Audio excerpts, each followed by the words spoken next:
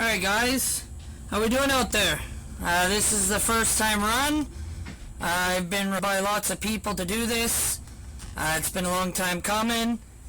We're doing this because we have a big appreciation for horror movies and anything that has to do with horror. And I'm just sick of boring the wife with all my useful knowledge that she's heard a million times, so I need to get it out there. And I know a lot of you people, friends, family, fans out there are anxious to see this. I'm really excited to start this out. Bear with us, myself and my partner, the cameras. We're going to get better cameras. We're going to get a better format, better system on the go, but right now this is a trial run, so I'm excited to announce my partner. She's going to come on in a second. Go ahead.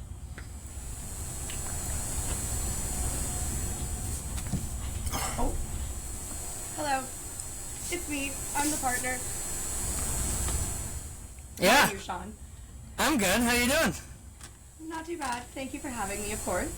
Yeah, always. I needed someone just as much as that appreciates horror movies as much as I do. And when you sent me that message, I was like, man, that's a really good conversation starter for sure. Absolutely. Well, even when you asked me, I was like, of course. And then Jeff kind of looked at me and said, just like you mentioned about Roxy, like, I'm happy you have someone else to talk about this shit with, because I'm kind of tired of hearing it. So. Yeah. Oh, yeah. And I'm sure our partners are too. Absolutely. 100%. I can't board rocks with this. We go back from probably grade 4, I think it is. Grade 5, yeah. Yeah. Grade 5, and ironically, the first time I met you, you were dressed as Freddy Krueger, like head. No way, not me. There's no way.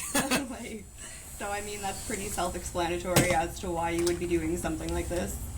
Yeah, it's been something I've wanted to do for a long time. I just never thought of it, and people started coming to me and shooting me messages, commenting like, hey, you should start something, you should start something. The wife's like, you should really start a YouTube channel reviewing movies, and I'm like, me by myself, I'm like, you know, it was a lot more work to do, thinking about, like, you gotta keep the conversations going, you gotta keep everything going, so I'm like, you know, maybe I could get a partner, and like I said, when you messaged me, I was like, man, that's actually perfect, that's gonna work out awesome. So here we are. Same over here. He was trying to get me to like stream gaming because like we game a lot, and I was just like, I don't want to do it alone. Like it's kind of awkward. Like I don't know what to talk about. Like I have no filter also, and I know you don't too. Yeah. So like I would, you know, like we'll be able to feed off each other, and when we get to that point, I'm sure we can calm each other down. But like alone, yeah, right, not gonna happen. Yeah, no. Like, I think having a guest on here is gonna be a lot more entertaining, because like there's some things that I might not think about where you have it written down and I'm like, oh yeah, I remember that. Oh, yeah. I never thought of that, you know? Like so notes. So she's got notes, I don't, because I got everything in my brain, but exactly. Having notes written down is good. Okay, so we're gonna start this off. We're gonna be talking about the biggest hype movie ever made, for years. Freddy vs. Jason. It's a big favorite of mine, and Brittany's as well. There's a lot to say about it. First time I seen it in theaters when it first came out. I went with my parents. I was about 7 years old, and I always rooted for Jason. Yeah, I mean, there's so much. I feel like you have to. Freddy's kind of creepy. He's an OG, but like he's definitely a creep. So like. You know, I personally think that I think a lot of people rooted for Freddy more, just because I find Freddy more of a fan favorite than Jason, because Freddy's he's like more entertaining, I guess. He's got like the comedic aspect of him. I never he's awesome. Like sometimes it's just like I appreciate his funk, but sometimes it's like ugh, like too much down Freddy. Like exactly. It's a horror movie. It's not a comedy, right? Like Freddy's Dead Part 7, like that one was like pure comedy. Like 100%, even in 100%.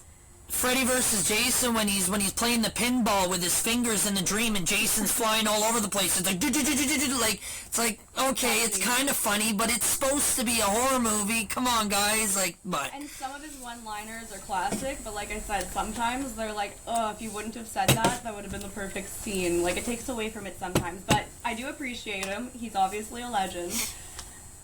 Yeah. I also feel like this movie is like more of a out of the Freddy catalog. Like, I feel like it's featuring Jason. Yes. No, I was actually I'm glad you brought that up. It's a Freddy movie featuring Jason as a guest character. It's not a Jason movie. Not one bit, you know. I find like the way the story was put together was perfect. I think that's the only way you could actually make it work. Freddy bringing Jason back from hell to scare all the kids. I think that worked amazingly. Now, I don't know if you know this. A lot of people don't know this, but Freddy vs. Jason was in post-production for almost 10 years because they couldn't... Keep going. Yeah, keep going. you got it written down. They had scripts repeatedly written and thrown out over and over again. After that, it was Jason Goes to Hell. They set that up at the end of the movie Friday the 13th Part 9 when Freddy's glove comes out of the ground and pulls. Since that movie, I can't remember, I think it was like 92, I think, or 93, yeah, it would have been 93. It took forever for them to get Freddy and Jason in a movie together, and that's where Jason X came out.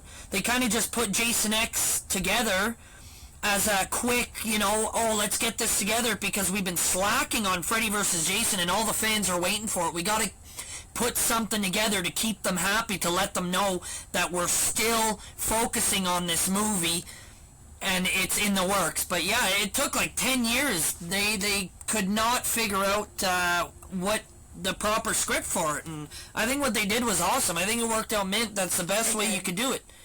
It flowed really good together, but on the IMDb page it said the plan of this crossover was discussed as early as 1987. So, which would line up because by the time that movie would come out, it would probably be, like you said, 92, 93, so of course they would have had to do production and the script writing, so like obviously, you're right.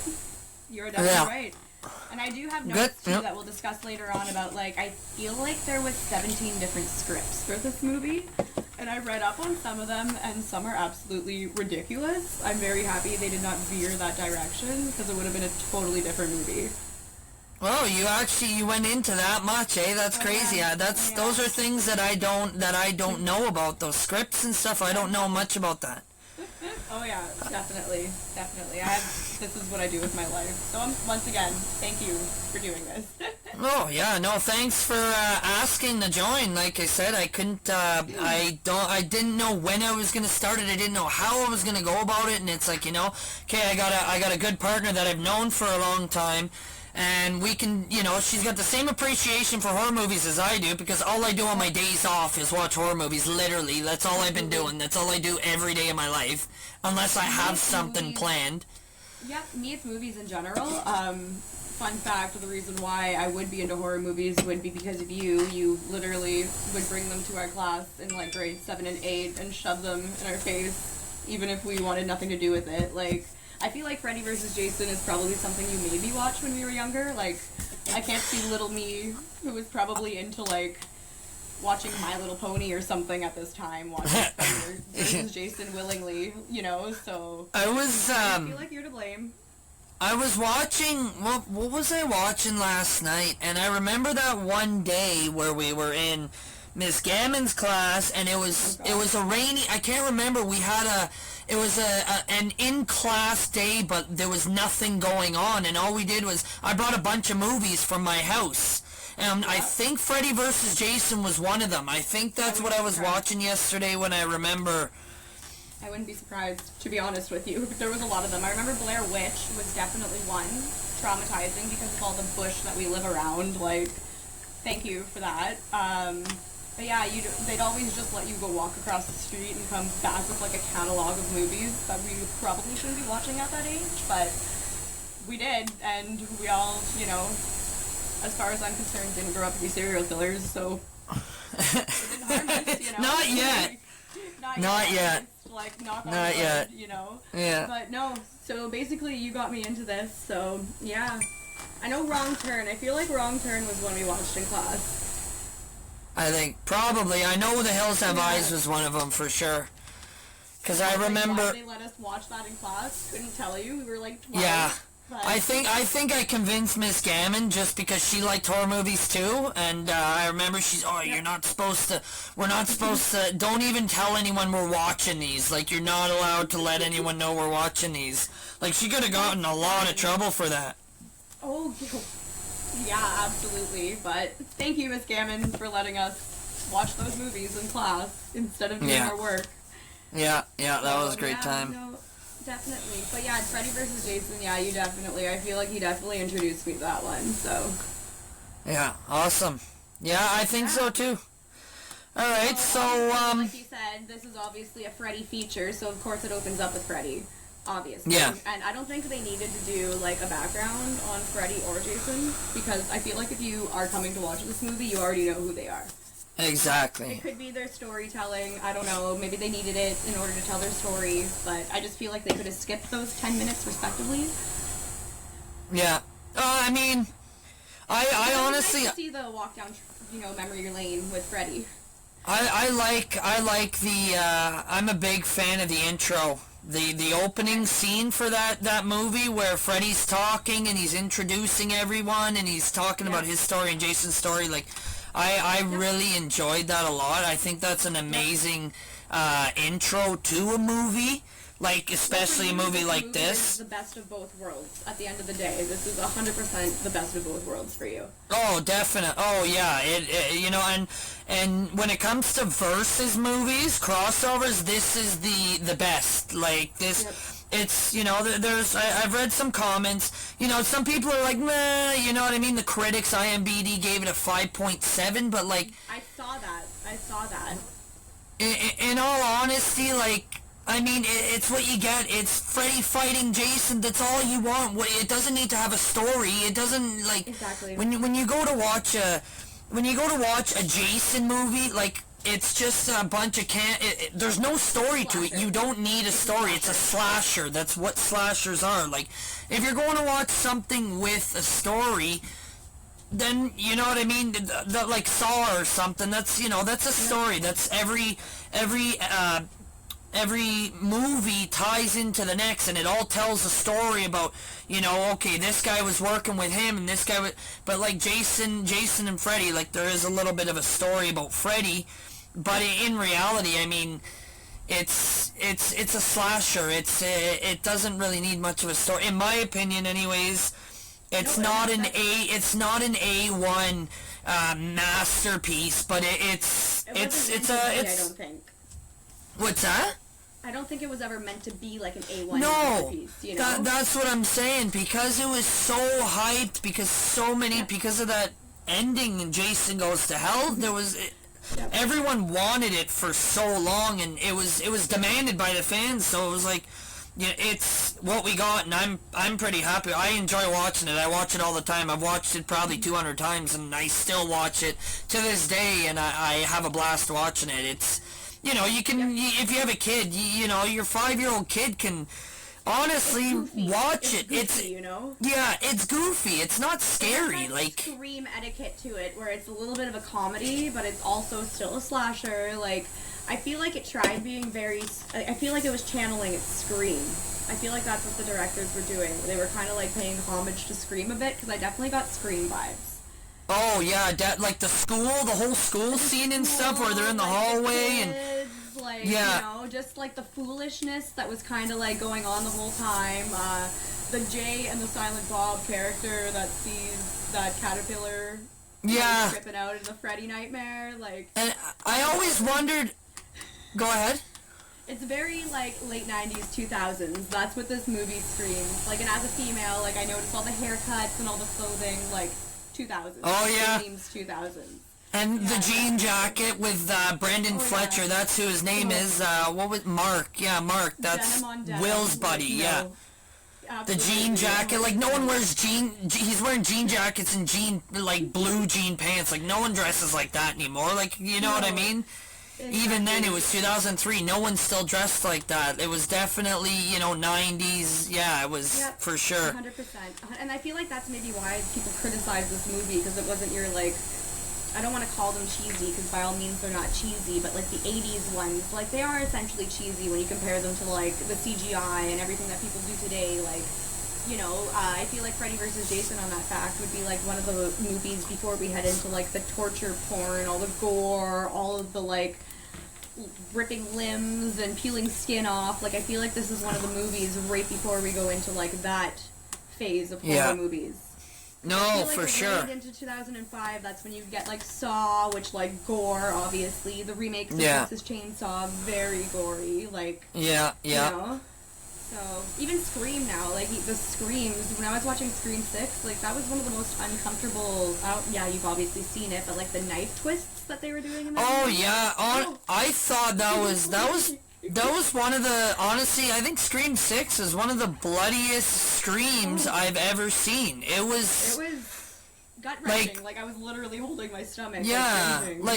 Scream 4 and Scream 5, the kills, like, Number 1 to 3 are all amazing films, but they were shallow. Like, the first one was good, but they were shallow. You didn't see much gore in it, but I feel like it was the actors that carried it. They always brought on great actors that would, like, carry their weight, and that's how they kind of kept up with, like, staying.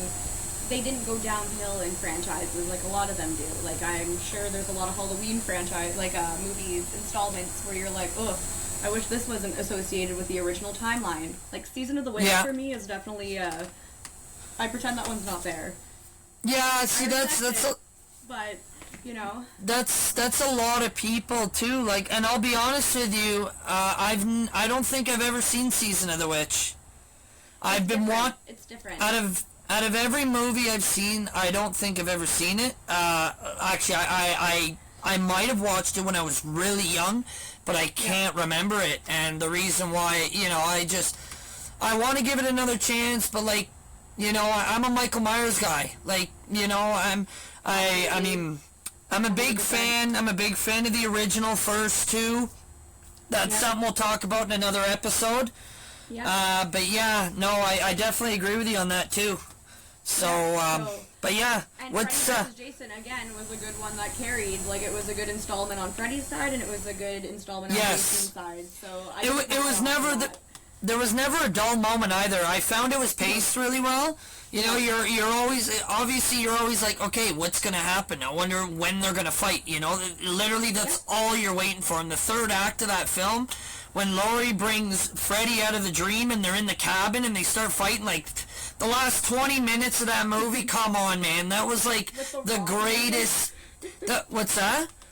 The rock music that just. Oh, that was like, and they're walking in the fire. They're like that. The filming, it was shot so well. Like, the camera work, everything about it was amazing. I thought they did an amazing job, and like I said, that third act, I mean. You went to go see Freddy fight Jason, and that third act they delivered. It was a bloodbath. It was unreal. It was like the fighting where they fought, like, it was amazing. It was spectacular. It was definitely very Mortal Kombat-esque. Like, I feel like you could replicate it playing Mortal Kombat. yeah. There was a lot of, like, scenes where, like, they were flying. Like, it definitely gave me Mortal Kombat vibes. You actually, that's cool, because you brought something up. The flying thing, that just made me touch on, that made me remember something. So, remember that scene in the dream world when Freddy flies out of the water and lands on the dock, and he's like, what's wrong, Laurie, missed your wake-up call. Well, that wasn't even Robert Englund flying out of the water. That was Jet Li. Jet Li did a stunt for that movie, specifically for that one that's scene. Appropriate. That's funny. That's hilarious. That's you would know that. So that's awesome. Like, I wonder if that's something that a lot of people knew. No, I didn't, and I went through the trivia unless I skipped that one. So I mean, that's interesting. That's good. Yeah, that was, obviously in this case, Freddy summons Jason to help the children be afraid of him again because somehow people forgot Freddy. yeah. But, Yeah, the whole town, the whole town covered it up, right? So, yeah. that, like I said, that was the best way they could bring this movie as a movie. That was the best way they could do it, I think. It makes sense. It ties in well. It does tie in. Yeah. If they're going to do it one way, that's a good way to go, you know? So. No, exactly. 100%. For sure. For the actors, I think the actors were pretty good. The acting was pretty... The lead girl What's that? sometimes had me cringing. The girl Laurie, she's I don't know if it's the actress herself or it was just the character she was playing. Yes. Like, she was very, very softly after, like, watching her friends get, like, ripped apart, and she was just being all reasonable with her. Like, no, you would be hysterical. Like, you and know, then the ending, and then she goes from that to the ending where she wants to chop Freddy's head off, and it's all Rambo, like, welcome to my world, and she... You see her veins pop out of her forehead, like, okay, where did this bitch go the whole movie, like... Yeah, like, your dad was a creep this whole movie, and you decide to go ape shit on him, like, at the end of the movie. No, you needed to use that energy a long time ago. Like, you know? Yeah. So, no, 100%, but obviously I feel like Robert Englund doesn't need any introduction. He's obviously Freddy. I feel like that's where everyone knows him from, you know? Yeah, there's no introduction needed for him. Now, Ken Kersinger, played Jason. He played Jason in one other movie, but he only played him for a split second. I don't know if you checked this out, but in Jason Takes Manhattan, he played himself in the diner when Jason walks through the door in the diner, the big guy with the apron on, and he goes up. Jason throws him into the mirror behind the counter. That's Ken Kersinger. And then Ken Kersinger also plays Jason when, I can't remember what scene it is, but they didn't want Kane Hodder to get injured, so Ken Kersinger jumped in the costume. It's when they're in the alley and I think it's the cop, and the cop runs Jason over in Jason Takes Manhattan. Yeah. And like I was talking to Kane Hodder about this when I met him, and like he's my favorite Jason. That's right. I love. He's so passionate about the character he plays. Like he literally sat in a mirror in a Jason costume for hours, looking at himself in the mirror, wondering what he could do to make this appearance more iconic than the rest of the guys. He literally sat there like, what can I do to make Jason stand out more than all the previous guys that played him?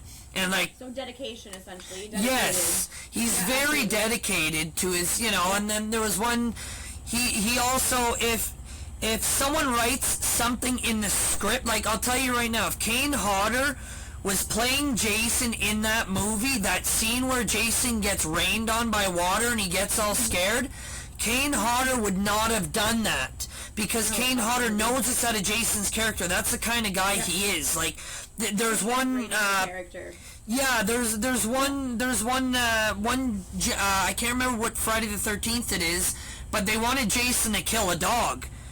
And Kane Hodder literally said, no, take this out of the script because Jason doesn't kill animals. It's not in his nature. He doesn't, so like, for me, that whole... Kane Hodder stand, because, thank you, I don't like watching dogs get injured. I don't either. Hodder, thank you. Yeah. What a beautiful I song. don't either.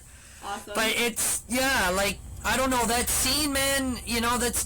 Honestly, that's the only scene I don't like at all about that movie, because any Jason fan knows that Jason is not afraid of water. In every Friday the 13th film, he's in water. He goes in water. Like, he's not afraid of water. So, like, I was like, but, if Kane Hodder was in that wouldn't have happened. So Kane Hodder played Jason in Friday the 13th, part 7, 8, 9, and 10. And then all of a sudden... he didn't get the next role for Freddy versus Jason now, and he was the one that set that whole thing in Jason Goes to Hell, where Freddy's glove comes out of the ground and grabs the mask and pulls it, Kane Hodder was the one that wore that glove. He was the one that wore the glove and pulled the mask down because it was his idea to set that up for that movie. And then they didn't even call him, and they hired a new director, Ronnie Yu, I think his name was. It was Ronnie Yu, yes. Yes, it was. And I guess they wanted someone that overtowered Freddy a lot more. Like Kurzinger, I think he did awesome with Jason. You know, he made Jason's massive in that. I love that Jason. I love the look of him. He's all black. You know, his costume, his big machete. I love the look of Jason in that, but... He was I think, and that's what you need to be as Jason, is 100% intimidating. Oh, without even yeah. saying anything, you know, you just have to brick wall and be intimidated. Yeah, you just stare at him and you're like, this guy's badass. Skill. It's probably hard to find someone who could actually do that, you know, with a non-speaking role, essentially. No, exactly. Yeah, like. That's too bad, they don't. Because it sounds like he should have been in it. Yeah, you know, after meeting him, it was, you know, he's like a really, really nice dude, and I was like, man, you know, and I talked to him about it, and he's like, I don't know why, like, and then I actually, you know, I did some research after this, and sure enough, it's because Ronnie Yu wanted someone bigger than Freddy. Kane Hodder's like, I don't know, like I stood beside him. I think he's like 6'3", where Kurzinger's like 6'9" or something, right? So there's like 5-inch difference, right? So that's a big, you know what I mean? But like, you know, I think, like, to just take Kurzinger when he barely even played Jason and throw him in that role, I mean, that might just be, I might be biased because I love Kane Hodder. I might just be biased saying, you know, Kane Hodder's the best Jason. Also, now I think he's even more the best Jason because I met him and I realized how much of a good guy he is and how passionate he is, but, you know, I always liked him as Jason. But, yeah, like, that scene... Like I said, I don't think if Kane Hodder was in it, that wouldn't have happened, and that's the only scene that makes me, every time I watch it, I just, you know, and then he shrinks as a kid, and he's sitting there, and he's, you know what I mean? And like, man, you guys, that was out of place. They should have just not went that way. They should have just took that scene out, and I feel like the movie could have just went on its merry way. Yeah, you know? no, exactly. If they would have just took that scene out, like, have you, did you ever watch any of the deleted? No, I didn't. Sorry? No, I didn't. I did not watch the deleted scene, but I was going to ask, who played Jason in the 2009 remake? Do you know? That's Derek Mears. Okay, so it's a whole different, they didn't even bring him back. Yeah, no, like... That's interesting. Yeah, so they got, yes, this, I know every single actor that played Jason in which film, of course I do. C.J. Graham was part 6, Kane Hodder was 7, 8, 9, and X, Derek Mears was the remake, Ted White was part 4. Richard Broker was part 3. So the thing with Jason is they didn't want to do a Freddy where it's, you know, we have the same actor coming back every time and we got to pay him more and more money every time. It's, you know, they didn't want to do it. That's why they only hired one guy every movie. But I don't know what it was, but they kept asking. They asked Kane Hodder to keep coming back. I think maybe it was because the fans really or I never did my research about this, but I don't know why. He's the only guy that played Jason more than once. He played him 4 times, and I don't know why they continued. I'm glad they did because, like I said, he's my favorite. But I don't know why they. Yeah, I think. You know what, I think, actually, now that I remember, I think one of the guys that was producing or directing one of the Friday the 13th did another movie with Kane Hodder before and requested him and said, this guy's awesome, we got it. Yeah, now I remember, I did watch an interview or something. He requested Kane Hodder to play Jason, and then he did such a good job in part 7. I love part 7. That's my favorite look of Jason, where he's got the skeleton bones, and I love that Jason. I think it's fucking scary as all hell. He looks unreal. The makeup work is unbelievable. But yeah, I think he did such a good job that they just kept requesting him back, and you know, he became a legend. Like, he's like Robert Englund. Honestly, he's like Robert Englund. Like, anytime you go in a horror movie group, or, you know, you hear someone talking about actors that played someone, Kane Hodder 95% of the time comes up as Jason because he's the fan favorite. And even for an example, Scream. Obviously, there's how many Screams? There's 6 Screams, and in each one, there's typically 2 killers. Who comes to mind every time that someone says something about a Scream killer? It's either Stu Macher or Billy Loomis. Yeah. You don't necessarily hear anyone else be brought up, no matter how many other actors there were. Exactly. Yeah. Job too, because they made. Like. Yeah, they made. Yeah. No one's topping Stu, first of all, when it comes to Scream, but that's for another movie, essentially. But Matthew puts so much dedication, just like Kane, into that freaking character that you can't top that. You can't top that, you know. It's the way it's played. 100%. That scene where he's leaning over and he's like, "Did you just call the police? My mom and dad are gonna be so mad at." Oh my God! Like. Yeah, he's so like, you know. He's so underrated. Like he did. Like I don't know why he's not. Why he hasn't. You know, he was huge in the 2000s, early 2000s. He did 13 Ghosts, which is an amazing movie, which no one ever talks about. I don't know why, because that's an amazing movie. In the horror community, and then he does freaking Scooby-Doo. He's Shaggy, and like that's who I think of whenever you say Shaggy from Scooby-Doo. It's Matthew Lillard. But fuck yeah. Without a paddle, the man can do comedy, the man can do horror, like, where did you go? Come back, please, you know? Yeah. No, like, I follow him on Instagram, and, he seems to be doing alright. He's actually, I think he's working on something right now. I think I read he's coming back. He's going to start making movies again, but, you know, Hollywood's a little weird when it comes to there's some things that I've heard about where, you know, like I know this is about horror, but we'll talk about Jim Carrey. Jim Carrey's not even making movies anymore because there's something with Hollywood and him, and there's a dark secret behind. There's no doubt that Jim Carrey's an OG. Look at all the comedies. Almost like, you know, in ranking tiers, he's like an Adam Sandler. He has his own little style. He has a billion movies that are actually rewatchable on that fact, but like they have a good storyline. He does his thing, and he does his thing well. He's different. He's a different style of actor. He has his own, you know, little quirks that work. And usually every movie you see them come out, but we always keep coming back for more because he does it well. He does it very well. Yeah. Absolutely. Yeah. And that's a shame. That's a shame that he's not doing movies anymore, because he was doing really good in the 2000s. Really good. I really like Liar Liar when he's freaking out in Liar Liar. Oh yeah. Yeah. Really Jim Carrey is a household name, and he's got his resume is massive, and I don't know if he's ever gonna come back. A horror movie? Yeah, the number 23. I don't know if that's really a horror. Yeah. Have you seen it? Jaws. Lots of people say Jaws isn't very long ago. We were probably in like high school when I watched it. What, Jaws or the number 23? No, number 27. Number 23. I was gonna say like once a week. I was gonna say you probably watch it once a week for sure.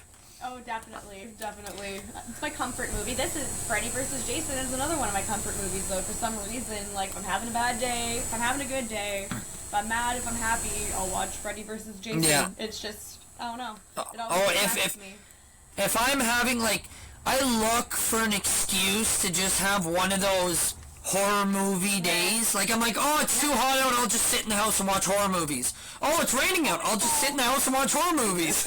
Oh, what a coincidence, it's a horror movie day. It's like, every time I have that, I'm watching Freddy vs. Jason in that playlist. Whether it's, you know, like last time I had, you know, 1408, then I had Candyman, then I had, what else did I have? I had The Lost Boys, Silver Bullet, and somehow, Freddy vs. Jason. Oh, I might as well watch that. That's a good one. I love, it's... Here, may as well watch it. Yeah, no, 100%. 100%.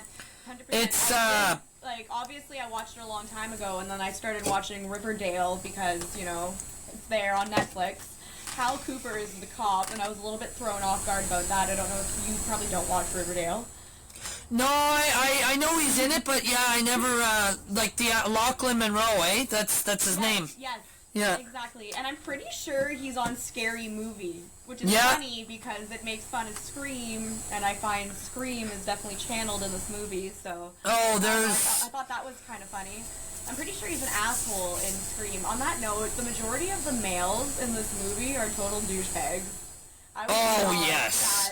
Will is the biggest douchebag. Or wait, which one was Will again? Which one was Will again? Is that the main character? Like the Lori, the guy character? Lori's boyfriend. Yeah, like I don't know. He wasn't very. I don't want to chirp the actor or anything, but like the main character could have been a little bit more like masculine, like more like fighting. Like I know he was injured, but I feel like he could have like put some muscle into that final battle. It was Lori. No, the male cast is not. Yeah, they're Jason very Ritter, soft. right? Yeah, they're. Sorry. Jason Ritter, right? Yeah, that's John Ritter. Ritter's son. Yes. Yeah. I watched the comedy 8 Simple Rules when we were like kids, and then he ended up like passing away while he was filming that movie, that show.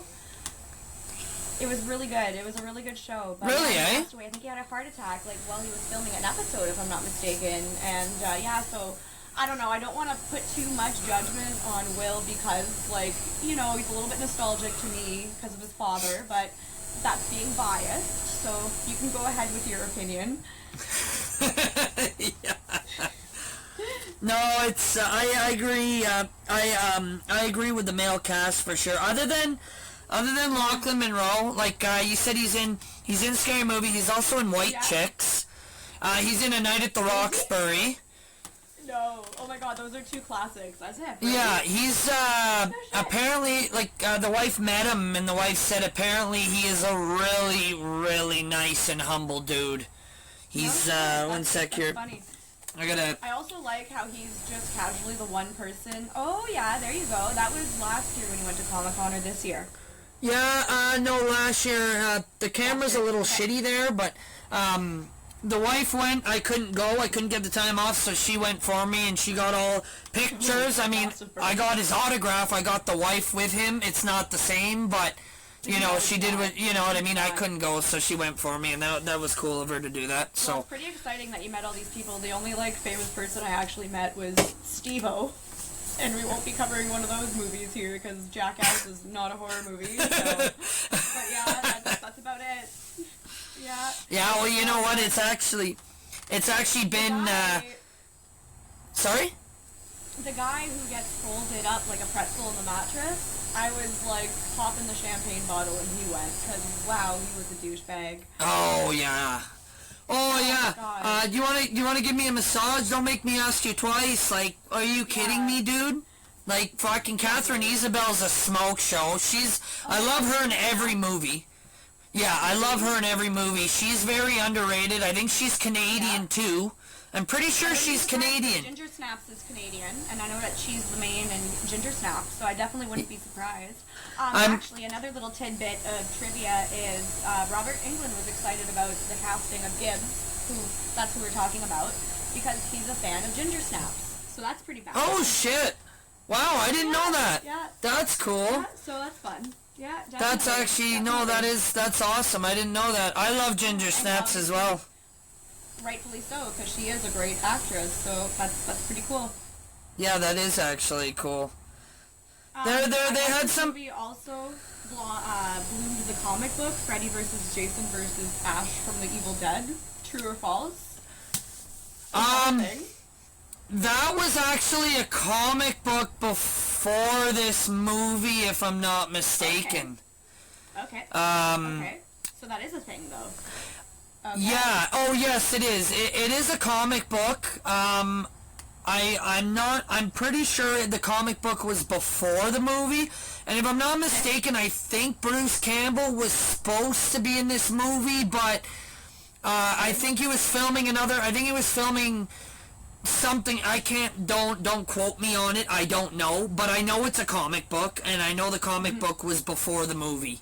I'm almost 100%. I feel if they would have included Bruce Campbell, that would have been a lot. There would have been not enough time in this movie to explore that depth, I feel. there was already a lot going on. Oh yeah, for sure. You can't fill, you overfill a movie, right? It's, you overload it, and yeah, they wouldn't have been able. They would have had 3 people to concentrate on instead of 2, right? Yeah. And 2, they got to get in full depth with both of them, where 3, it might have been less depth getting into all 3 of them, so they could fit it within the, you know, the hour and a half the movie was or whatever. So it's good to see. Like if you add one more, it takes away from like Jason, it takes away from Freddy. There's too much going on. You're like, yeah, there's too much going on. Exactly. No, well, they're talking about apparently, like, a lot of people still want that movie to happen. Like I said, I'm almost positive the comic book was before the movie. It is an actual comic book though. And yeah, it was, I'm pretty sure it was before the movie. But we never got it as a movie. Would have been cool to see, but like you said, it probably wouldn't have worked out the way we think it would have. It would have been cool to see Ash go fucking head-to-head with Freddy and Jason, but at the same time, Absolutely. Freddy and Jason fighting each other, just them two. You know, you got 2 people, there's not too much... Yeah, there's not too much to focus on. Ash comes in the picture with his cheesy one-liners, and it's like, okay, now it's even more of a comedy, even though it's already kind of a comedy anyways, but... You're right. You're absolutely right. We already have Freddy's one-liners, which, like, I'm sorry, but they're atrocious in this movie. Like, he says one comment towards the Destiny Child character, and I can't remember what it is off the top of my head, but, like, I feel like it's slightly racist, but then, like, she kind of, like... Oh, dark meat. Yes, Yeah. exactly. How sweet, Like, dark meat. This is so 2000s, was, like, going through my head, but... Yeah, I feel like that's what she's famous for, is just being a Destiny's Child. Number 2, I guess. Like, obviously Beyonce is number 1, so... I didn't like, I think they should have had someone else. I didn't like her. She was... I don't know if you've ever seen Halloween 5, The Revenge of Michael Myers, but there's a character called Tina in there, and she's like is that the one the most... about the little girl? Yeah. Okay, yeah. Danielle Harris is the little girl. Yes. Jamie? She's got a baby... Jamie's storyline? Yeah, she's got a babysitter named Tina, and she's this god-awful character. And, you know, I feel like Kelly Rowland, or what's her name? Kelly from Destiny... You got it. Yeah. Oh, of course I did. Yeah, you're a Destiny's Child fanboy over here. Yeah, secretly. No. I feel like her, she was... I don't know, man. Like, it's almost like, you know, anytime she came into the room... It was cringy. She would try and be funny. And, yeah, she would try and be funny, and then it's like, you know, exactly. She was really annoying.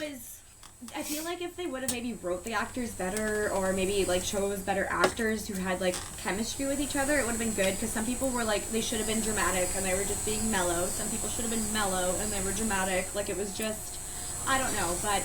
On another note, something that you are a fanboy of, which is Rob Zombie, was actually offered to direct this movie, but was too busy with House of a Thousand Corpses. Oh! Can you do that or not? Can you imagine? That would have been cool. I'm a big fan of his. House of a Thousand Corpses is in my top 20 favorite horror movies of all time. I watch that probably. Definitely. I watch that probably once a month. That's a good example of characters having a good chemistry and, you know, having a good flow with each other. That Munson family, like, I wouldn't be fucking with those Munsons, so. Oh, yeah, no. You know? Let's not forget the late, great Sid Haig. You know, Captain Spaulding is one of the most iconic clowns in horror history. Yep.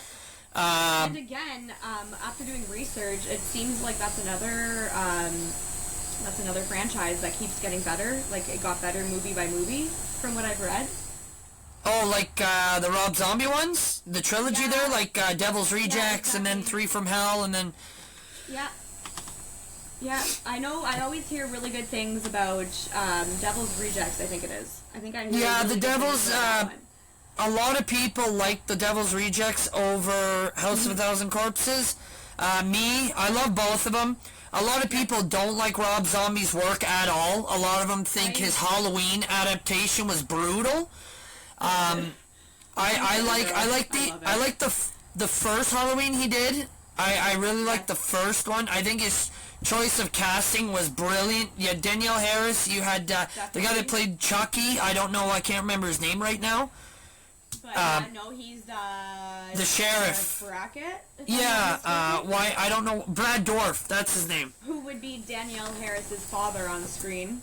Yeah. And then you got you got for the second one. I think they're the only ones aside from Laurie and Loomis, and of course Michael. That Malcolm McDowell, who played Loomis. I love him. He was a great Loomis. He was awesome. Tyler Mane is Michael Myers. He's really big. I liked Michael as that, but you know, just because I'm a big fan of the original. But I still watch Rob Zombie's first Halloween film. I still watch it often. Well, that was your number one. When we did our list, that was your number one. Yeah, the original Halloween. We'll talk about that another episode. Why I love it so much. Mistaken. Yeah, our next one. Yeah, or we do Jaws, which is yours. That's obviously not my favorite movie or anything. Yeah. Which I just watched the other day. Yeah, exactly. Yeah. And you got a fucking prop that I'm jealous of also the other day. That movie is masterpiece. Spielberg with, like, that's one thing I love about the old movies. All my favorite horror movies are mostly all the old ones because it's all practical. Yep. There's no CGI. Steven Spielberg, all that whole shark was a robot. That was all real. You know what I mean? And like, that didn't work. But again, we'll save that for the next 5. So much. I don't even need to rewatch that one before we do it because I could just spit facts about Jaws. It's probably really unhealthy, but it is what it is. It's okay. That'll be a few things. Well, what I just said about Freddy vs. Jason, a couple things I said. You know, I know all that, right? Like, it's probably not healthy, but yeah, it's your second nature. You know, it's all this stuff that's. I didn't count, but I read this. There was 24 people that died in this movie. Body count was 24, and Freddy only has 1 kill in this movie. Yeah. I don't know if you caught that. Okay. Freddy has 1 kill. I know that. Actually, there was one time there. What's that? What one was Freddy's kill? Oh yeah, good. Give me a sec. I gotta think about this. I just watched it too. I thought it was the guy who was smoking the hookah, but Freddy just, like, you know, violates his mouth and goes in him as the caterpillar. But I'm pretty sure Jason slices him in half. Oh! So I don't think that counts. It's Mark, when he sets his back on fire. Yeah, it's Mark. Also, in that scene, which I'm happy you brought up, I'm pretty sure they didn't put that fucking van in park. When they're running towards the window to save Mark, I'm pretty sure the van keeps going, and I got a little chuckle about that, because I appreciate the small things. So, I don't know, if you caught that. Say that again? So, when they're running to go save Mark, so when they jump out of the Scooby van that they keep on calling it, they didn't put the van in park. It keeps on, like, driving. Oh, I didn't. I got a chuckle out of that. No, I don't. I didn't notice that. The way that the camera's panning, also, but it also did look like it kind of kept rolling. So I was like, oh, I don't know. I appreciate the small little background things, as you obviously know. So, yeah. I thought that was kind of funny. Yeah, no, I'm actually gonna check that out. I'm not 100% sure if I ever noticed that. But I remember. I don't know how they know that he's in trouble, but, like, they're driving to him, and then he ends up engulfing in the flames. That brother in the bathtub was a little bit alarming. I forgot about that, not gonna lie. I love that. I think that scene was awesome. I think that was a great scene. The way it was shot. That was there. Yeah, no, that was a lot. Well, when they run, when they're going to see Mark, I don't think they know he's in trouble. They just happen to show up and he is in trouble because they're like, oh, we got to talk to Mark about this. He'll know what's going on. He's the expert in all this. And then all of a sudden it goes to him. Yeah, and then it's going to him, and then he's trying to stay awake. Also, on the trying to stay awake note, what the fuck are they smoking weed for? It better be sativa that they're smoking in this movie. Otherwise, like, they're just asking for trouble. They're all, the Jay and the Silent Bob guy is always freaking high. And, like, it better not be indica that they're smoking, because he's just asking for Freddy to appear. They better be smoking sativa when they're hotboxing that mystery van. I got a laugh out of that, too. Yeah, I never thought of that too. Yeah, he's just smoking Yeah. weed, and it's like, you're trying to stay awake. You're trying to stay awake, What the fuck but are you doing? You know, yeah. the one scene I do want to talk about that I do respect a lot, which I think is probably one of the best scenes of the movie, is the cornfield rave that they're having in lieu of two of their high school people dying. They just throw a big cornfield rave. Yeah. Kind of fucked up, but it works, you know, because Yeah. it's some Yeah. of the best kills in the movie. Yeah. My friend just died, but we're gonna throw a big rave. We're gonna throw a big rave. Like, you know, that's cool. There was that creepy guy that went to go, basically sexually harass Gibbs when she fell asleep, and Jason. Yeah, that was. Like, just yeets him like. Yeah, that was a little interesting with all the glow sticks. That was that was interesting. Yeah, I wasn't again. The majority of the males in this movie total douchebags. Yeah. And then I noticed this time around, like, they're name dropping Everclear. Of course they are, because that's how Jason gets set on fire, and then starts his utter chaotic slashing every single person in this cornfield adventure that he goes on. Now that you brought that up, I want you to check this. This is something that I noticed, actually. Now that you brought that up, sorry if you were still trying to go on. It just you reminded me of something. You're good. So there's a scene when Buddy is, I think he's in front of the keg, and Jason comes up and Jason swings his machete, and he hits the keg, and the keg sprays Jason, and then the camera zooms back to Buddy, and Buddy's sliced open, and it's like, he hit the keg, he didn't hit Buddy. I did see that, yeah, and he's kind of like gurgling on his blood and shit. Yeah. Kind of doing the I'm bacon like, on the tail. you know, I did catch that. Those are the little things, you know, like, that's like, those are little things where directors should notice those things. That's why, like, you know, It's like true. you know, they put a lot of money into this movie, no doubt about it. You know, the effects were good. Like I said, the camera work was good. You know, they put a lot. But I read that this was one of the most highest budgets for like a Friday the 13th installment, for example, which makes sense because they're usually like in a small little camp cabin in the bush, for example. But yeah, it was definitely like in the 25 millions, I want to say, for the budget.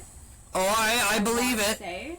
You're probably right, because speaking of that, Friday the 13th, the very first Friday the 13th film was shot so low budget that the cast for that movie had to wear their own personal clothes.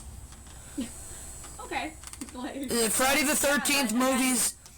Friday the 13th movies were not, they're not big, you know, the thing with horror movies is, a lot of people, you know, don't realize horror movies do not take a lot of money to make, because they're easy to make. You know, it's not someone lifting a building and using telekinesis with a, you know what I mean? It's not Marvel, like, you know, you don't have to spend $1 billion to make a movie. You can spend...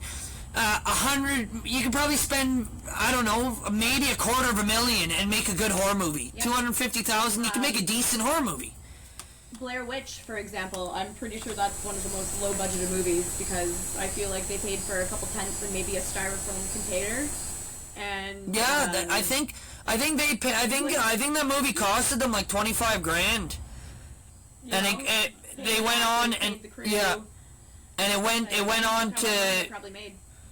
It went on to make, I think, like $50 million or something, and it's one of the highest grossing independent films of all time, and it still is because of how much they spent to make it and how much it made. It's definitely. Now, It's this movie, one of the first times that like there's like a villain versus villain per se, like Alien versus Predator, which I'm pretty sure we looked into it earlier on. That was 2004. But was there others? No. I think, if I'm not mistaken, there was like a Godzilla versus whatever, King Kong, I think. Yep. Black and white. But when it comes to something like this, I mean, yeah, versus movies are versus movies. Whether it's Jason versus Freddy, Alien versus Predator, Godzilla versus King Kong, you know what I mean? It's still a versus movie, but... This wasn't the first one, but I mean, I think this is the first one shot in color. Okay. I'm pretty sure this is the first one shot in color, if I'm not mistaken. Which does make sense. Yeah, this is the new, like, the most, I can tell you right now, this is the most hyped, this was the most hyped, versus movie ever. It's still, to the, you know, like, people were still talking about it 5 years after it happened. You know, people were talking about it right after, so right after... We're talking about it right now. Yeah, there you go. 20 years after it came out. Exactly. And I know as well, when I went to see this thing in theaters with my parents, the theater was fucking packed. The theater was really packed. Like you said earlier, you touched on the fact that, like, the little things that you caught where, like, the beer keg got slashed and not the person. I feel like more people are going to decipher this movie and kind of look into little hidden background things, because if you're into Freddy and you're into Jason, like, this movie is going to scream, like, appeal to you. You're going to want to watch this. You're going to be looking at all of the little Easter eggs in the back, you know? Oh, yeah. Yeah, I'd be like, More oh, than, like, you know, yeah. They were talking, I yeah. naturally do, because I'm fucking nerdy, so I'm always looking into little Easter eggs, but, like, I feel Oh, like yeah. people, like, you, for example, you're there to watch the movie, watch the storyline, see how it incorporates to the other movies, that kind of stuff, but you're not necessarily looking at all these little, like, hidden things, like how I discussed earlier when we were trying to figure out how we were going to do this. I kind of caught that the few Halloween maybe references were that the first characters mentioned in the movie was Mike, and the final girl's name is Lori. So, like, you know, those kind of little Easter eggs. Yeah. I noticed Yeah. it, but you don't necessarily pick up on No. them. You're the person I think of when it comes to horror movies, you know? You're like the horror movie guru, essentially. So I feel like more people come to Freddy vs. Jason looking into, like, those little things. So if you're the director or the writer, you better make sure that you kind of, you know, dot your I's and cross your T's. Because I feel like a lot of people are going to be looking for that kind of shit. Yeah, that's a good point you come across, you know, like you were saying, you know, as a director or producer, you should definitely concentrate on those, you know, those little things, like it's like, you know, like the keg thing, you know what I mean? Like, you put this much money into that movie, you know what I mean? And there's those little things that you missed, you know, and it's like, you know what I mean? Like, exactly. And don't get me wrong, it doesn't ruin the whole movie or anything. Like, that's not what we're trying to say. But, like, it's just like, No, but that's something that Spielberg or James Cameron does not do. If you ever watch... When you see something in the background of a James Cameron or a Steven Spielberg movie, you know that's going to come up later on. That you know that's going to be used for something. Like, oh, that pen's out of place? Something's going to come up with that pen later on. Like, you know, yeah. So I feel like people naturally look for that shit now. No, exactly. Yeah. 100%. No, I 100% agree with you on that. Yeah, but so again, it's a great movie, obviously, which is why we picked it as our number one, because there's just so much to talk about with Freddy versus Jason. Yeah, yeah. Oh, yeah. I mean, I was gonna say it's definitely it's a big favorite for both of us, right? What was I gonna say? I was gonna say something. I can't remember what I was gonna say. Yeah. I feel like I kind of went through all my notes. So you were saying, so you watch movies to notice the little things. I don't. Oh God, yeah. But Yeah. the more I watch yeah. them, that's when I start to, you know what I mean? Like you said, because like I'll watch a movie, okay, like, does this make sense? Does this incorporate with the timeline properly? Are they making the characters the proper way that we know the characters? Jason, Freddy, whatever. Yep. And then after I watch the movie a bunch of times, then I start to, then I start to see like actually, I think, if I'm not mistaken, that scene with the keg, I think it's a deleted scene. I gotta go back on my DVD and watch it, but it's like, you know when Mark is in his bathroom and he's hallucinating because he's scene that we were talking about earlier, yeah, because the brother pops up. It's really alarming. Well, after he's got snakes around his legs and he's got dirt on his mouth, well, in the deleted scene, he pukes out the snakes in the deleted scene, and they cut that out of the movie. Okay. But now there are the snakes on the ground, definitely. Yeah, in the final cut, well, there was the dirt on the mouth. Not that I noticed. I was also like, oh fuck, there's snakes and blood. So like I wasn't looking at his mouth. So. no. There's there's dirt on his face, and yeah, when you watch the deleted scenes, he pukes out snakes out of his mouth, and that's where the dirt comes from, and that's where the snakes are on the ground. Now, that keg scene, if I'm not mistaken, I think that keg scene, Jason slices the keg, and then he turns around and slices Buddy a second time, and then that's when the camera zooms it and shows him cut, and he's... I don't know, I'm gonna have to watch... Because he did have a throwing fucking on fire machete at some point in this field scene. Like, he was, like, tomahawking people with his machete, so, like... Yeah, I'm gonna have to... That's a good point. There was a lot happening. I'm gonna have to, check that out again. I'm gonna watch the deleted scene just so I can make sure that I'm right about this, because if I'm not right, then I'll have to come back on and say, our next... episode, I'll be like, oh, okay, you know what, I was wrong about that, but I can't remember. I remember the snake scene, We've kind of been all over the place in this one because A, we're breaking the ice. This is the first time we've actually gotten together and did this, so we kind of picked Freddy versus Jason because it's something to talk about. We aren't planning on going through each respective franchise, so we could always revisit Freddy versus Jason once we're a little bit more established. You know, do a better job of going through the storyline, because we've obviously been all over the map today, but we're excited. No, we definitely have. I would actually like to start to visit later on. Yeah, I'd like to start taking some notes as well, like you did. Just like not like notes, but like more of like a blueprint. You know what I mean? Like, okay, so a little guide. Yeah, so for the first... I really want to mention this. Like, ooh, so for the first, so like, okay, well, yeah, like you said, we've been all over the place, so it's like, okay, the next episode we come in, it's like, okay, so first we're going to do 20 minutes of this, then we're going to do 20 minutes of this, whereas, you know, this one, we were talking about House of a Thousand Corpses, then we were talking about Scream, then we were talking, you know what I mean? I mean, we still talked about Freddy versus Jason, but, you know, we could have talked a little bit more about it. In depth about it. You know. Yeah, but like you said, it's, you know, I was excited to do this a lot, as well as you were, so... Every day for the past month, for God's sakes, about this, so I mean, yeah. We were just waiting for this, and then we went live, which I thought I was going to be a little bit more awkwarded out about, but we still have the same relationship that we did in fucking elementary school and high school, so we're going to be fine in that part. So that's yeah, good. Fuck yeah. Yeah, alright, well... I feel like people are going to be patient with us, and I hope they are, because, like, we are still learning, and I feel like we are still going to have a good back and forth between each other, and I think it's just going to get better with time with us. Definitely. Oh, I'm confident it will. Once we get better, like, I'm going to get a better camera, you're going to get a better, you know, we're going to get better camera. The cameras aren't bad, but we'll be able to get... They're really not bad. Yeah.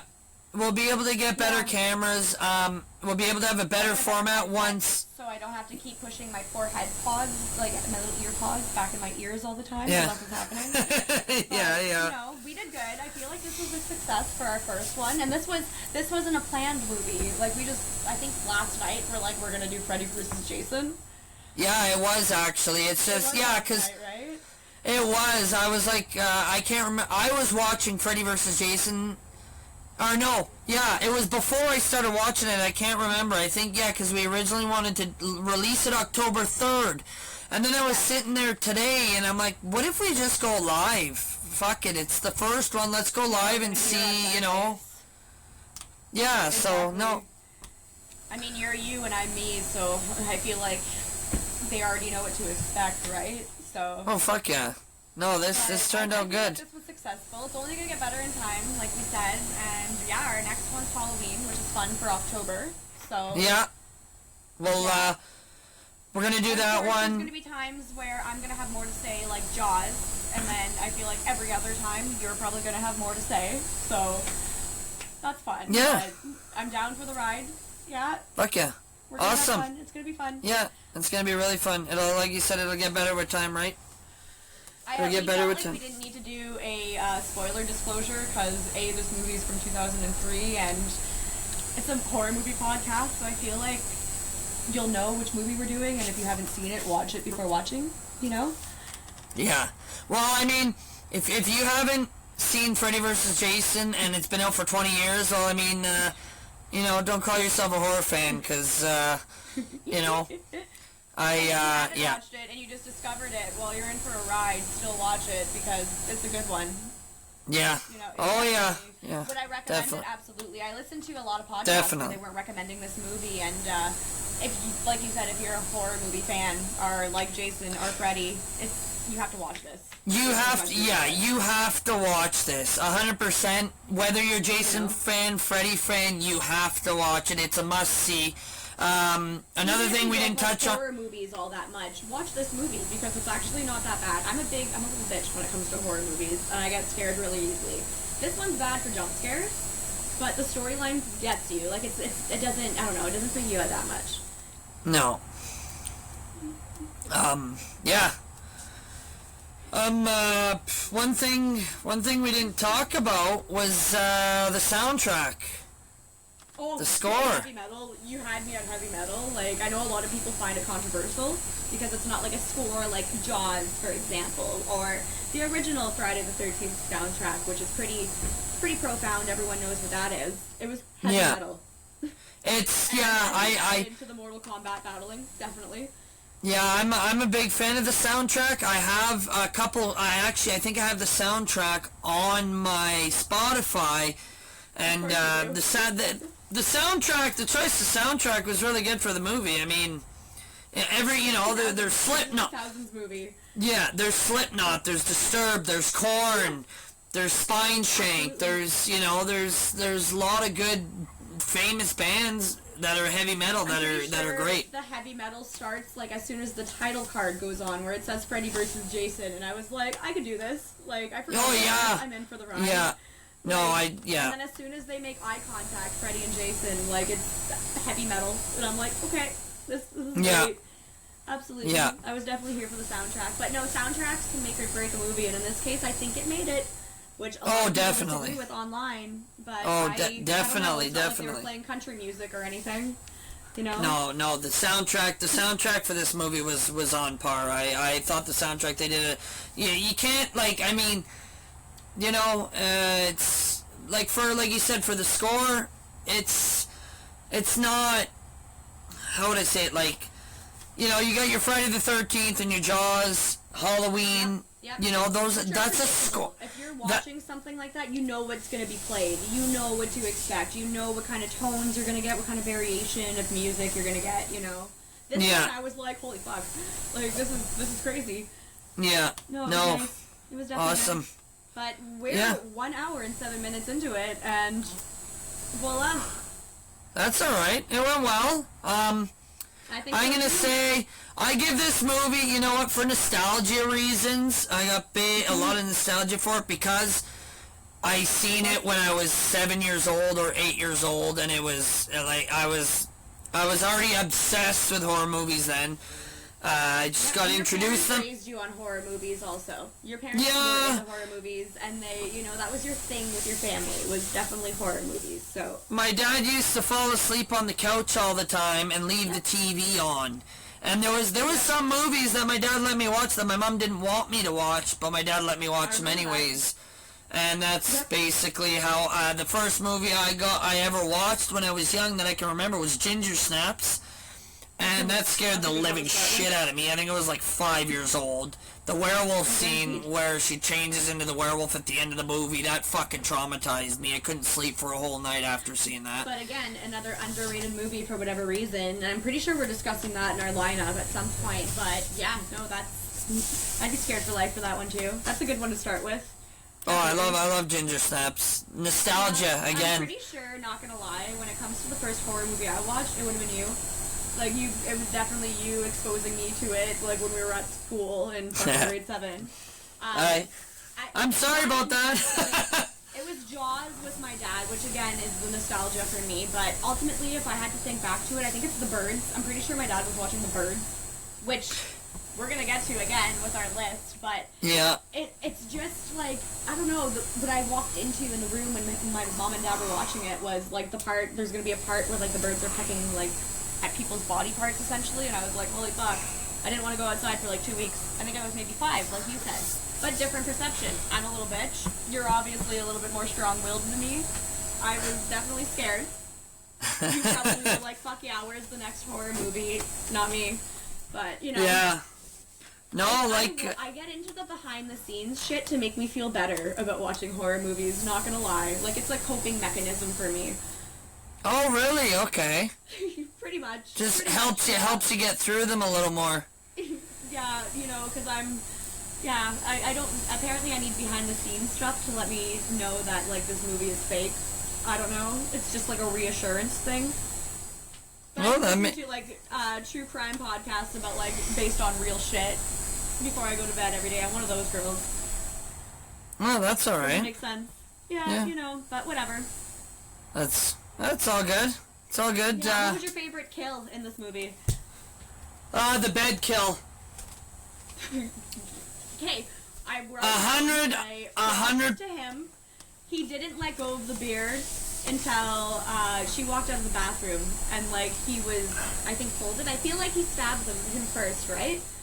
Yeah. If I'm not mistaken. Well, the whole time. Yeah, he stabbed him. I'm pretty sure it was like at least a dozen times. He was holding on to his fucking beard the whole time. Dedication, good for him. Like, priorities, right? That would have been me. That would have been me. I would have held on to my beer the whole time I'm getting stabbed, and then I get folded in the bed. Like, no, that and was... he let go of it when he folded it, so I don't know if maybe he chugged it before the fucking final mattress fold, or... But, yeah, no, that was definitely a good kill. Definitely a good kill. That was probably my favorite kill, that one, or, Apparently that one had the most reaction at the screenplay. I believe it. The most too. I'm not sure about that. I definitely believe it though. Like that wasn't the first. No, it wasn't the first kill in the movie, but it was the actual first opening kill because the girl got killed first. The girl with yeah, the boobs. but the girl with the boobs, yeah, definitely. The girl got killed first, but like what I mean by the first big opening kill because like that girl, like the first third character kill. That girl got killed when Freddy was telling the story. Yeah. Is that what it was? Okay, so it was like Freddy's story, so essentially that he would have been the first kill. And I got Halloween vibes. I can't remember if it happens in the original Halloween, but it definitely does in Rob Zombies, where someone, like I think it's one of the douchebag boyfriends gets killed in a bed, if I'm not mistaken. No, it's Nightmare on Elm Street. Actually, is it? It is. No, now that you brought that up, there was, I can't remember who it was, but they were talking about it. Yes, they were talking about it because the very, very first Nightmare on Elm Street, I think it's Johnny Depp, if I'm not mistaken. Johnny Depp gets sucked into the bed and then the blood comes up and hits the ceiling. They threw that in there because it was a homage to A Nightmare on Elm Street. Because the cop comes out, remember the cop's like, what did he say? He looks at the address on the house. He's like 1328 Elm. A guy killed in a bed again. Yes. Yeah. And he even mentioned, didn't something like this happen years before? I wish they would have touched on that more. Because obviously that's Nancy's house. Yeah. So I don't know why they didn't, like, fuck, he's back to this house. Like, it obviously has to do with someone living here. Like, that was not mentioned at all. They touched upon it, and then they just said, fuck it, we're not going into this storyline. I wish they would have did a little bit more with that. If you're gonna mention it, at least pull your weight a little bit. I don't know. Yeah, kind of do a little backstory. Yeah, bring it up, go into depth a little bit more. But yeah, my favorite kill was definitely been, like, it's kills. It's when Jason gets full of Everclear, gets fucking lit on fire, and then goes apeshit. Like, that whole 10 seconds when he slices like 7 people. Yeah, that was my little moment. So definitely. Yeah, I love the scene when Freddy gets really, really mad. He's chasing Gib all around, and she's hiding in the locker. And then because Jason kills Buddy, that's you know, fucking, Yeah. well, you know, he's dry humping her when she's sleeping because she's all passed out drunk. Well, glow stick guy. yeah, Jason comes with the big pipe or whatever, and then he accidentally stabs her at the same time, and then Freddy gets all mad, she's mine! I love that. That was a good, Actual footage of me and Jeff playing Call of Duty together. And I steal his kill or vice versa. Like, that's exactly what happens in our household. yeah. I could relate to Freddy in that moment. Yeah, I kind of chuckled because that's what I thought of, because I'm immature as fuck. But yeah, definitely. Definitely. That's awesome. Yeah, no, solid movie, definitely. Like you said, rating-wise, you probably have more than I do. Like, I'd probably give it a 7 out of 10, because rewatching it in my adult years, I'm like, holy fuck, some of this acting is cringy. Again, not to chirp any of the actors or anything. I'm sure it's probably the best they were given with the 17 different scripts that went around with this movie, but... That's the shitty thing, yeah. That's the shit. You know what, I was gonna say 3.5 out of 5, so I mean... That's essentially the same. Yeah, that's essentially the same. 3.5 out of 5. Back in the day, I probably would have gave it more.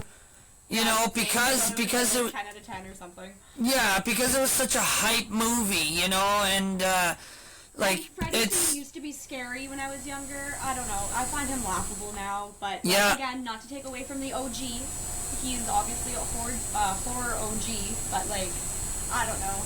I wouldn't fuck with Jason, definitely. No, I agree with you. Like, you know, some people, you know, like, Freddy's my mom's favorite. Freddy's my sister's favorite. And I find him, it's like Chucky. Like, I don't find Chucky scary either. You know? Oh God. Okay, we're not gonna get on that fucking topic. Okay. I have a thing with dolls, so like, that's yeah, well, that's, you were telling me that. I don't, I don't know, man. I find Chucky, Freddy, I find them more funny. You know, even Chucky. They're more yeah, funny. like Ghostface. I feel like that's why I'm a Scream stan, is because like Ghostface is funny. Like, he's goofy. Like, he'll fucking fall down the stairs. Yeah. Jason Yes. just slow walks, intimidated. Like, I don't want to fuck with him. Leatherface, for example, he's got a chainsaw and he again slow walks. Sometimes he hauls ass, and like then I really wouldn't fuck with him, but. Ghostface falls downstairs. He fucking falls out windows and shit. Like, he's comical. Yeah. You know? Yeah. Exactly. No, there's Jason, Michael. They take their job seriously. No, exactly. No, that's a good point. They're, you know, they take. Yeah, they're. You said it yourself. They take their job serious. Like, they're not gonna crack a joke while they're about to kill me. Like, yeah. Exactly. Like, there's nothing not scary about. You know, it's like when they're in the cornfield and then you see Jason fucking 6'10", just standing there staring at them, eh? And it's like, you see someone that big, you see someone that big staring at you, like, you know what I mean? You're scared just by looking at him, where Freddy, it's like, oh, you know, he's got to crack a joke first, and then, you know, it's like, do I want to laugh or do I want to be scared, you know what I mean? Like... No, 100%. I agree. So that's kind of why. And again, Chucky, like, I haven't watched it since I was like 5 years old, flipping through TV and being traumatized for life. But I feel like if I would have watched it, like, in my adult years, I probably would have been like, are you actually kidding me? I've been scared of this little fucking thing this whole time, you know? Yeah. But, yeah, no, yeah.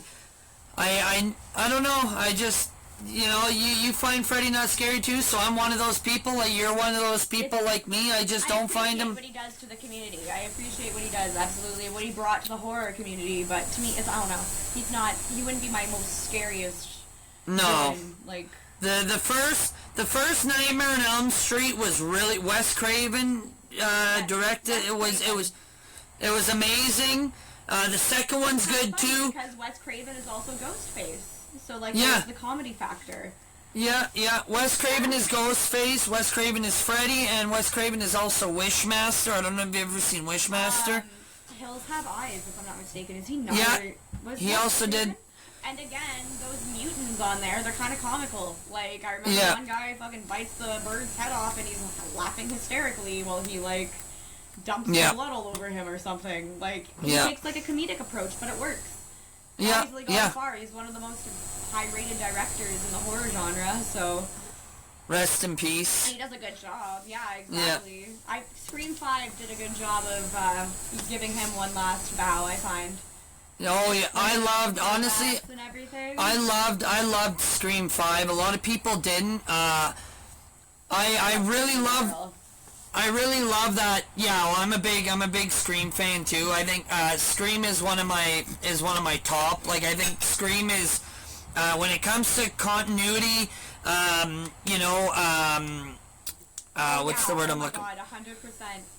Like They're it's consistent with their continuity. yes, consistent. Yeah, exactly. Again, The it's one actors. of those things where if you see something happen, it's gonna get brought up later, but it all makes sense consecutively. Like, no, I completely agree.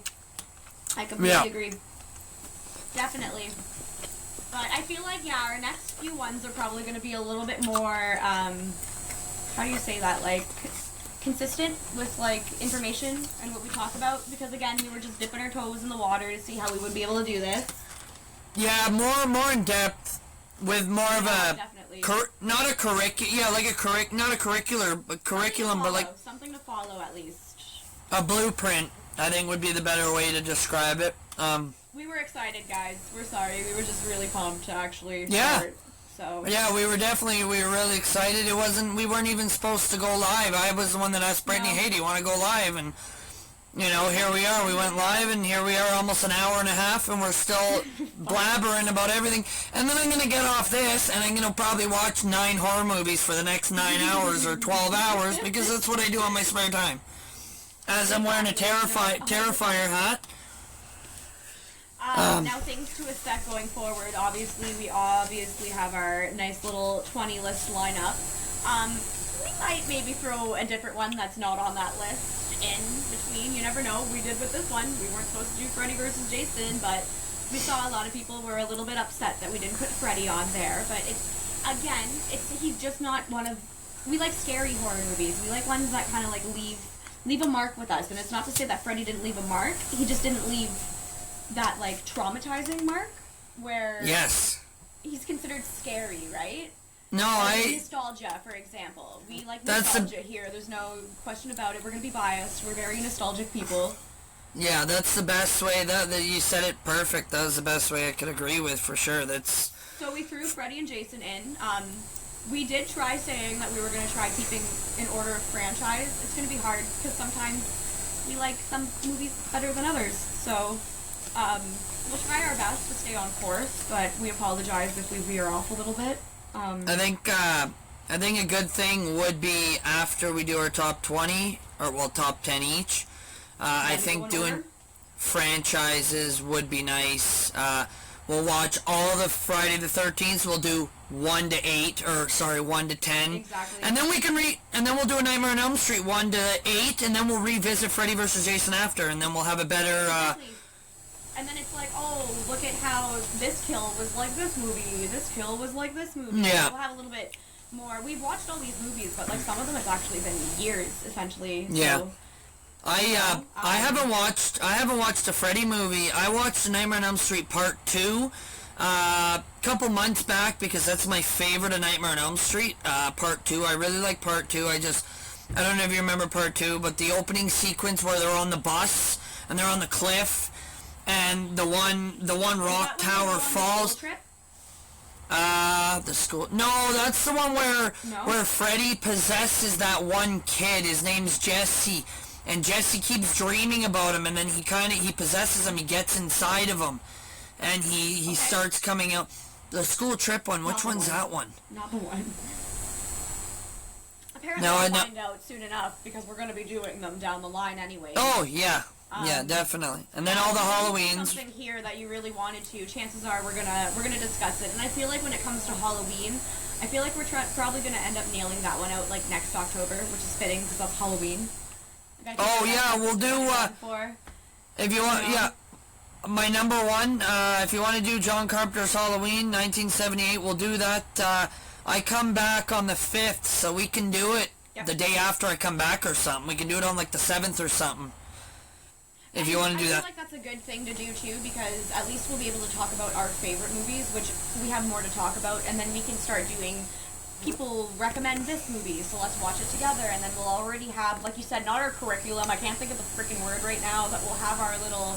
The way we do it, you know? We'll have our layout. We'll have the way that's it. of how layout. we layout, that's So, perfect. and if you guys have any ideas or recommendations on how we could better ourselves, like guys, this is our first one. You could be a part of this too. So like, help us out. What do you want us to talk about? You know, you guys can help us out here. Yeah. Be part of it. We listen.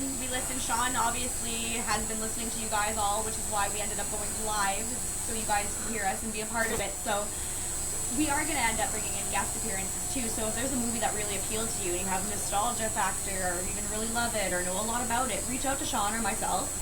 We might bring you on as a guest. You never know. It's fun. Yeah. We're just having Fuck fun yeah. here, and we want everyone to have fun with us, you know? So Yeah, like that's I said, why we're any doing tips, it. Any advice, anything, let us know. We just want to better ourselves and be more appealing to everyone, so we're doing it for you guys and us, you know? I think it's going to be a good thing. I think we're going to have fun. Awesome. Yeah, I couldn't disagree with tonight. I had a lot of fun, actually. It was pretty fun. It went well. I was nervous, not going to lie. I was nervous going into it because I'm like, oh my god, how are we going to do this? But it's hard. It's hard when you're talking on Facebook Messenger to try to figure out things because, like, you don't know until you actually go into it, right? Yeah. No, yeah. I feel like later on down the line, we're going to have really good debates. I'm sure we're not going to agree on things, but have me and you always agreed on things? No. But it's all No, never. So this is the only thing. This is, you know, I wonder, like, a lot of people, you know, they're like, I wonder who his partner is. I haven't told a soul. The only person that knew was Rox. The only person that knew was Rox. You know, and it's like, I wonder who his partner is, because it was like, you know, a lot of people know me, and they know that, man, I know my shit about horror movies, and like, you know, if this person's partnering up with Sean, this person better know their shit, because, you know, and it's like... you have a very strong personality, too, and like, we're going to talk about a lot of stuff, and we're going to veer off course. You have to be able to, you know, have that rapport with someone. Yeah, no, exactly, definitely. That, you know? We click perfect. This worked out well. We do. We really do. We were stuck with each other growing up, and now we're stuck with each other again. So, it is what it is. We'll make for the next, however long this is gonna go, I think, you know, this could be a big thing for a while. I'm gonna, you know, like, there's so much movies to talk about. Like, I got so many things already. Like, I can tell you stories about, I can tell you, you know, fun facts about Candyman. I can tell you fun facts about Friday the 13th. I can tell you fun facts about Komodo. If you remember Komodo, the Komodo Dragon movie, like, that was a really good movie when I was growing up, too. Like, and there's so many other movies that are actually, like, little Stephen King, you know, features from his novels that actually get incorporated into a movie. And then, like we talked about last night, maybe we'll do the series You, maybe we'll do the Ted Bundy one on Netflix, maybe we'll do Dahmer. Like, there's so much things we could talk about. Like, Dahmer's something I'd like. Dahmer's something I'd love to talk about. That was wild. That was unbelievable. And for you to make me feel uncomfortable, you're doing your job right. Oh, definitely. I've seen some. Go ahead. Yeah, I was gonna say, I'm pretty sure I saw you posted like the first night Dahmer came out, or if not like around that time, and you were all for it. Pretty fucking. Oh yeah. Well, the crazy thing about Dahmer is that... Sorry, I'm just eating. No, that's fine. The crazy thing about Dahmer is that John Wayne Gacy made an appearance in the show by the end of it. And this is what's fucked up. When I was growing up, I was obsessed with John Wayne Gacy. I was really young. Were you and in my class when I did the fucking project on serial killers and everyone thought I was fucked up? It was in I don't know, what class was that? Challenge and change with Miss Carmichael. And then I might have. Episode, and everyone, I feel like you were probably the only one that was like, yeah, let's do this, and everyone else was like, what the fuck? Like, you got to choose exactly what you talked about. And I serial killers. I don't know why. I think I remember that, actually. Honestly, I think I remember that. And I'm pretty sure my criminal minds weren't working, and you're like, hold on, I can go across the street and I can get you something. And I'm like, no, like, I want to play this one episode. Sounds like me. I'm pretty fucking sure. Yeah. Yeah. And I'm like, God knows what he's gonna come out with. Like. Yeah. But yeah. No, John Wayne Gacy, he's pretty fucked up. Yeah. Yeah, it was, I'm pretty sure they're gonna be coming out with a second one, and it's gonna be brothers. I I think it's the I'm gonna butcher it. It's like something last name M. Mendendel brothers, which I'm probably I'm wrong, not sure. But it's, I'm not again, sure. It's gonna be another fucked up storyline, and if they told it the way that they told Dahmer, I can't wait. Yeah, definitely. Absolutely. Awesome. Well, Okay, well, we're at an hour and a half now. Yeah. Alrighty. Until next time. Okay, we'll be in touch. This went well. Talk to you later, Brett. Have a good night.